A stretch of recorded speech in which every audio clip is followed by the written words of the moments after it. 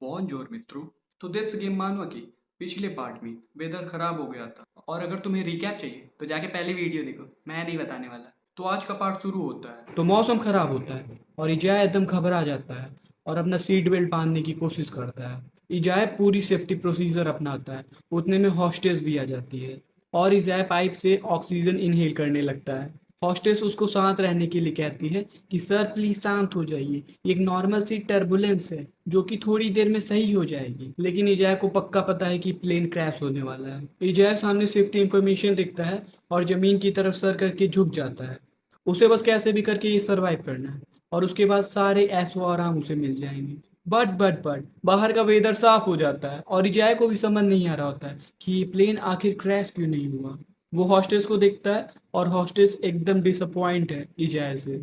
वो कहती है सर प्लीज कम से कम अपना लाइफ वेस्ट तो उतार लीजिए। इजाय सोचता है क्या मैंने सही में ये सरवाइव कर लिया है, मतलब अब मैं ऐसे जी सकता हूँ। फिर हम इजाय का फ्लैशबैक देखते हैं उसके आर्मी के दिनों का, जहाँ वो और उसका दोस्त एक मैगजीन में एक्सपेंसिव थिंग्स देख रहे थे। उसका दोस्त कहता है ये काफ़ी महंगा है, लेकिन इजाय कहता है इसका कोई मतलब नहीं है। जब मैं यहाँ से बाहर निकलूंगा तो मैं बहुत मेहनत करूंगा और बहुत सारे पैसे कमाऊंगा और सब के सब खरीद लूंगा। एंड जो चीज़ इजाय को पसंद थी वो सारी चीज़ अभी जिसकी बॉडी में इजाय है उसने पहन रखी है।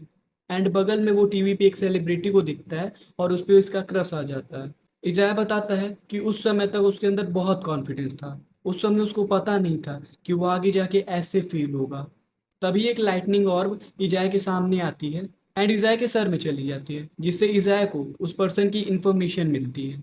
यहाँ हमें पता है कि अभी इजाय जिस पर्सन की बॉडी में है उसका नाम है सो पार्क और ये खानदानी अमीर था और वो गंगनम के एकदम बीच में पैदा हुआ था और सोचता था कि सभी घरों से हान रिवर का अच्छा व्यू मिलता होगा। तो इसका मतलब बेसिकली कि अगर तुम्हारे घर से हान रिवर का अच्छा व्यू दिखता है तो मतलब तुम काफ़ी ज़्यादा अमीर हो। और उसके सारे पड़ोसी और दोस्त सब के सब बहुत अमीर थे और सब के सब यही सोचते थे। ये बेस्ट स्कूल में गए और बेस्ट प्राइवेट ट्यूटरिंग पाई इन्होंने, लेकिन फिर भी ये एक अच्छी यूनिवर्सिटी नहीं पा पाया और इससे उन्हें कोई दिक्कत भी नहीं हुई क्योंकि वो विदेश चले गए पढ़ने के लिए। वहाँ उन्होंने सिर्फ अपना पैसा उड़ाया और पार्टी की और वापस चले आए और अपने दादा के कहने पे आर्मी में भी ज्वाइन हो गया और प्लेटून कमांडिंग ऑफिसर उसके पापा के दोस्त निकले। तो मतलब उसे यहाँ भी कोई दिक्कत नहीं हुई, वो सिर्फ एक डेस्क पे बैठा रहता था और अपना काम करता था, काफ़ी इंपॉर्टेंट काम करता था।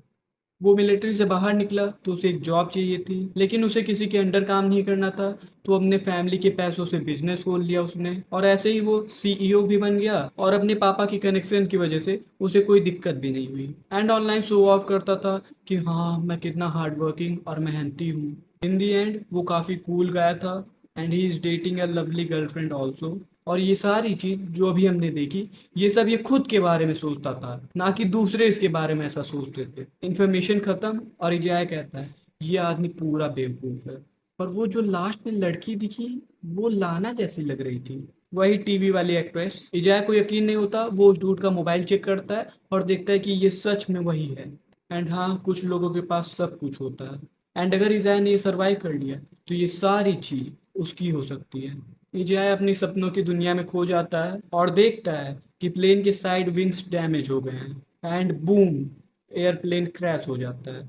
इजाय की आंख खुलती है और वो देखता है कि सामने टेबल पे डेथ बैठी हुई है जहाँ पे एक गन और 12 बुलेट्स रखी हुई है। इजाय पूछता है इन बुलेट्स का क्या मतलब है, तो डेथ बताती है कि अभी वो और कितनी बार मरेगा ये उसकी काउंटिंग को रिप्रेजेंट करता है। लेकिन उतने में इजाय पूछता है कि आखिर ये कौन सी प्लेस है, क्या ये नर्क है। तो डेथ बताती है ना ही ये नर्क है ना ही ये स्वर्ग है, ये मेरा रियल है। इजाय पूछता है लेकिन उस पर्सन का क्या हुआ जिसकी बॉडी में मैं था, क्या मैंने उसकी बॉडी चुराई थी। तो डेथ बताती है कि इसको एक गेम की तरह समझा जा सकता है, जैसे गेम में अलग अलग स्टेज पे सेव करने का ऑप्शन होता है, वैसे ही जो उसका रियल ओनर है वो पहले मर चुका है और इजाय उस बंदे के सेव पॉइंट पे वापस से स्पॉन होगा और उनकी एंडिंग देखेगा। इसका मतलब कि इजाय उसकी एंडिंग बदल सकता है और अगर वो ऐसा कर पाए तो वो उस बंदे की बॉडी में अपने आगे की जिंदगी बिता सकता है। इजाय कहता है क्या सही में एंडिंग को बदला जा सकता है मेरे एफर्ट द्वारा। अच्छा तो मैं उस एक्सप्लोडिंग प्लेन पे बचने के लिए क्या कर सकता था बताओ। लेकिन डेथ कहती है वो तुम्हें खुद पता लगाना होगा और उसके पीछे आती है और इजाय की तरफ गन पॉइंट करती है और कहती है मेरे ऊपर भरोसा रखो और चलो दूसरा राउंड शुरू करते हैं। एंड वो इजाय को शूट कर देती है।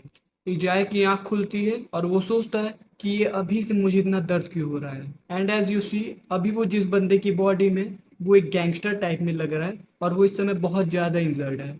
एंड वो इस समय चेयर में बंधा हुआ है और तभी उसके सामने एक बंदा आता है। वो बंदा कहता है hey traitor, any last word.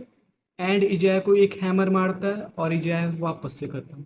तो आज का पार्ट यहीं तक। इसके आगे इजाय चोई की थर्ड लाइफ में क्या वो सरवाइव कर पाता है या नहीं, ये सब हम देखेंगे अगले पार्ट में। तब तक के लिए